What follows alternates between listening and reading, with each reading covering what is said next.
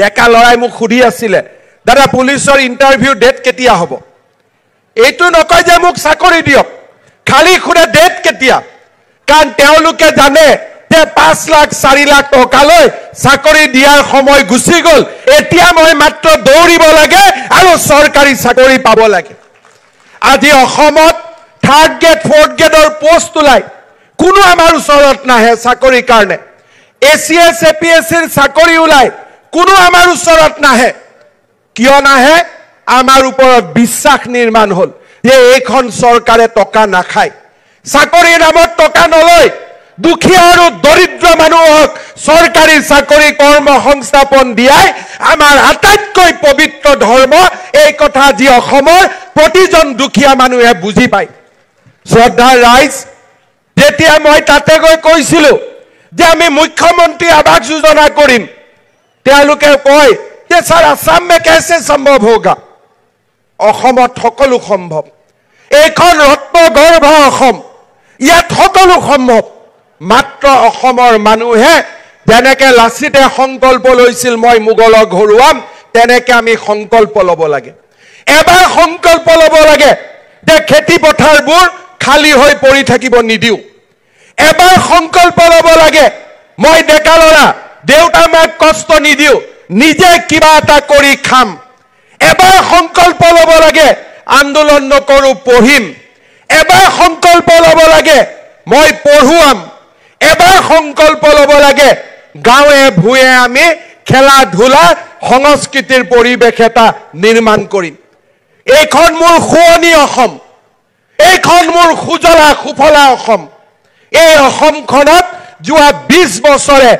বোমা গুলি বাৰুদেৰে আমাৰ এই মৰমৰ অসমখনক আমি এক অন্য ৰাস্তালৈ লৈ গৈছিলোঁ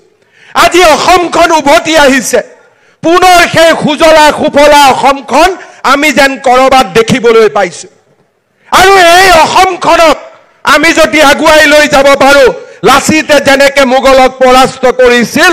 আমিও বিকাশৰ নতুন জয়গানেৰে আমি ভাৰতৰ ভিতৰতে আমাৰ ৰাজ্যখনক আমি প্ৰতিষ্ঠা কৰিব পাৰিম শ্ৰদ্ধা ৰাইজ আমি সংকল্প ল'ব লাগিব বহুত হৈ গ'ল ৰাজনীতি বহুত হৈ গ'ল ধৰ্ণা ধৰ্মঘট আন্দোলন একো ফল নিদিয়ে তাত ফল দিব যেতিয়া আমাৰ আই মাতৃসকলে আত্মসহায়ক গোটৰ জৰিয়তে নতুন দিনৰ সপোন দেখিব যেতিয়া আমাৰ ল'ৰা ছোৱালীবিলাকে পঢ়া শুনা কৰি একোজন মানৱ সম্পদ হোৱাৰ সপোন দেখিব তেতিয়া আমি আগুৱাই যাব পাৰিম যেতিয়া আমাৰ জ্যেষ্ঠজনে আমাক শুদ্ধ ৰাস্তা দেখুৱাব দুটা দশক আমি নষ্ট কৰি পেলালো দুটা দশক আমি শেষ কৰি পেলালো কালি বোলে মধ্য অসম বন্ধ কালি বোলে উত্তৰ অসম বন্ধ কালি বোলে দক্ষিণ অসম বন্ধ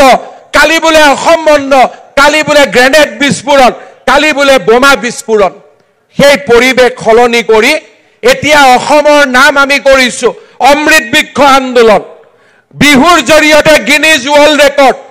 দুৰ্নীতি নকৰাকৈ 1 লাখ চৰকাৰী চাকৰি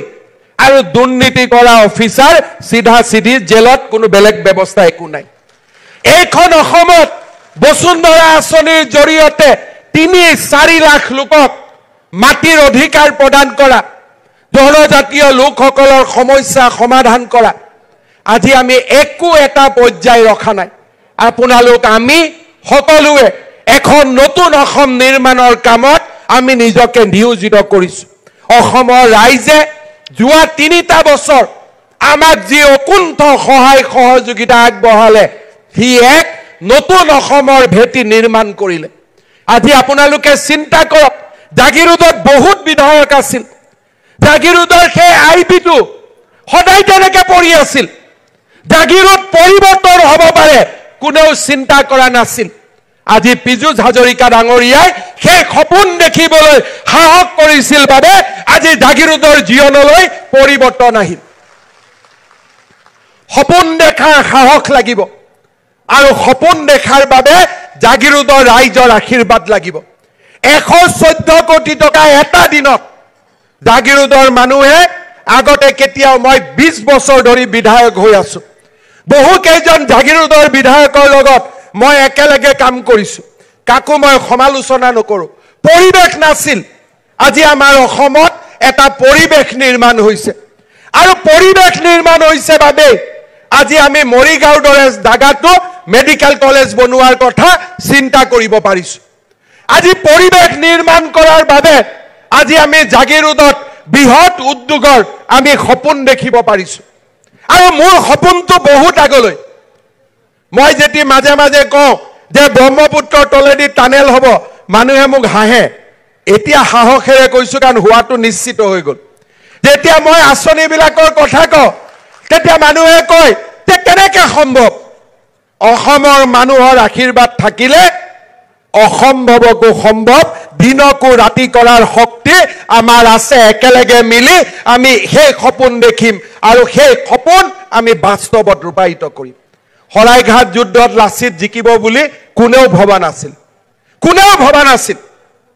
কিন্তু লাচিতে জিকি প্ৰমাণ কৰিছিল যে অসমীয়াই সকলো কৰিব পাৰে আৰু সেই নতুন দিনৰ বাবে আমি সাজু হ'ব লাগিব 2024 বৰ্ষ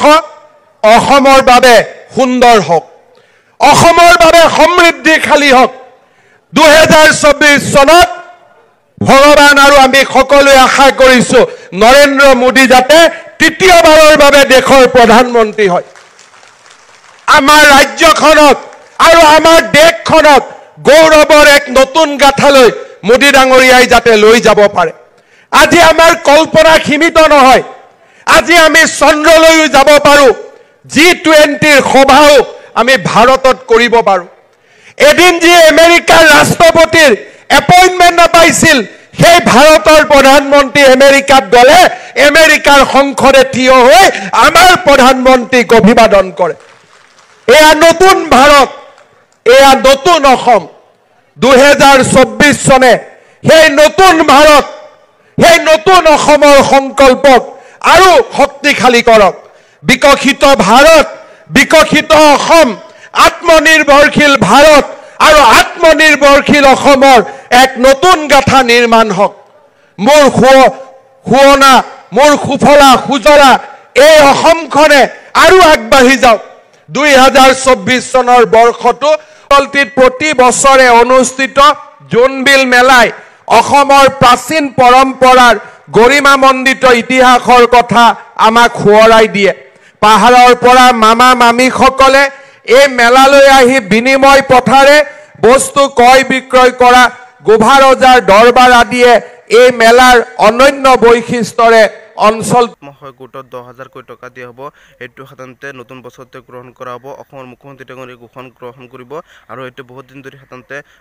ৰেজিষ্ট্ৰেশ্যন হৈ গৈছে সকলো 40 লাখ মহিলাই সাধাৰণতে নতুন বছৰত 10,000 কোটি টকা সাধাৰণতে আঁচনিৰ বাবে ফৰ্ম ফিল আপ কৰিব পাৰিব তাৰপিছত আঁচনিখন হৈছে আৰু 1 জানুৱাৰীৰ পৰা অহাকালিৰ পৰা 7 জানুৱাৰী তাৰিখলৈ আপোনালোকৰ ৰেচন কাৰ্ডৰ বাবে আপোনালোকৰ 14 লাখ মানুহক ৰেচন কাৰ্ড দিয়া হ'ব 14 লাখ মানুহ সাধাৰণতে ৰেচন কাৰ্ডৰ নাম অন্তৰ্ভুক্ত হ'ব আৰু তেওঁলোকে লগে 1 তাৰিখৰ পৰা 10 তাৰিখৰ ভিতৰত অসমৰ গোটেইখন সাধাৰণতে জিলাতে আপোনালোকৰ সাধাৰণতে প্ৰত্যেকখন কণ্ট্ৰলৰ পৰা প্ৰত্যেকখন সাধাৰণতে সুলভ মূল্যৰ দোকানৰ পৰা তেওঁলোকে সাধাৰণতে চাউলসমূহ পাব 1 জানুৱাৰীৰ পৰা 10 সাধাৰণতে 1 জানুৱাৰীৰ পৰা 10 জানুৱাৰীৰ ভিতৰত তাৰ নতুনকৈ যিসকলে ৰেচন কাৰ্ড পাব তেওঁলোকে চাউলসমূহ পাব আৰু প্ৰত্যেকটো মাহতে সাধাৰণতে 1 তাৰিখৰ পৰা 10 তাৰিখৰ ভিতৰত তেওঁলোকে চাউলসমূহ পাব ইতিমধ্যে ঘোষণা কৰিছে আৰু বিনামূলীয়াকৈ চাউল পাব যিসকলে আগতে কৈছিল তেওঁলোকে বোৱা বাতৰি প্ৰচাৰ কৰি আছিল বন্ধুসকল তাৰ পিছতে কেইবাটাও বৃহৎ ঘোষণা কৰিছে যিসকলে 2 লাখ 3 লাখ 5 লাখ 3 লাখ কোটি টকা আঁচনি দিয়া হ'ব আঁচনিৰ জৰিয়তে যিসকলে সাধাৰণতে স্বাৱলম্বী কৰি তোলা হ'ব যিসকলে নিবনুৱা হয় যিসকলে সাধাৰণতে একো কৰি খাব নোৱাৰে টকাৰ অভাৱত বা তেওঁলোকে বিজনেছ কৰিব বিচাৰে বহুত ধৰণৰ বিজনেছ কৰিব বিচাৰিছে তেওঁলোকৰ বাবে অসম চৰকাৰে এখন বৃহৎ আঁচনি গ্ৰহণ কৰা হৈছে আঁচনি অনুসৰি যিসকলে এপ্লাই কৰিছে তেওঁলোকৰ বাবে 2 লাখ 3 লাখ 5 লাখ কোটি টকা তেওঁলোকক অতি সোনকালে সাধাৰণতে আপোনালোকৰ দিয়া হ'ব আৰু অতি সোনকালে এইটো আঁচনি গ্ৰহণ কৰা হ'ব জানুৱাৰী মাহৰ ভিতৰতে আজি হৈছে বছৰৰ শেষৰ দিন আৰু মুখ্যমন্ত্ৰী ডাঙৰীয়াই কেইবাটাও বৃহৎ ঘোষণা ইতিমধ্যে চাব পাৰিলে আৰু মুখ্যমন্ত্ৰী ডাঙৰীয়াই এই বৃহৎ ঘোষণাই ৰাজ্যবাসীৰ বাবে বহুত ভাল এটা ভাল খবৰ এটা কৰি আনিছে আৰু সকলোবোৰ ধন্যবাদ মুখ্যমন্ত্ৰীক ধন্যবাদ জ্ঞাপন কৰিছোঁ অসম চৰকাৰক ধন্যবাদ জ্ঞাপন কৰিছোঁ কাৰণ নিবনুৱাৰ বাবে যিমান সাধাৰণতে ভাল কাম কৰিছে আৰু ইতিমধ্যে অসমত নতুন বছৰ বছৰতে 40,000 নতুনকৈ নিযুক্তি দিয়া হ'ব নতুন বছৰতে 40,000 যেটো নতুনকৈ নিযুক্তি দিয়া হ'ব এই 40,000তে নতুন 40,000 নিযুক্তিটো আপোনালোকে অতি সোনকালে যি পদ খালী হ'বলগীয়া আছে এই পদ মুকলি হৈ যাব সকলো ঘোষণা মুখ্যমন্ত্ৰী ডাঙৰীয়াই ইতিমধ্যে ঘোষণা কৰিছে আপোনালোকে ভিডিঅ'টো স্কিপ নকৰি চোৱাৰ বাবে ধন্যবাদ আৰু গোটেইখিনি ভিডিঅ' চোৱাৰ বাবে ধন্যবাদ সকলোৱে চেনেলটো সাবস্ক্ৰাইব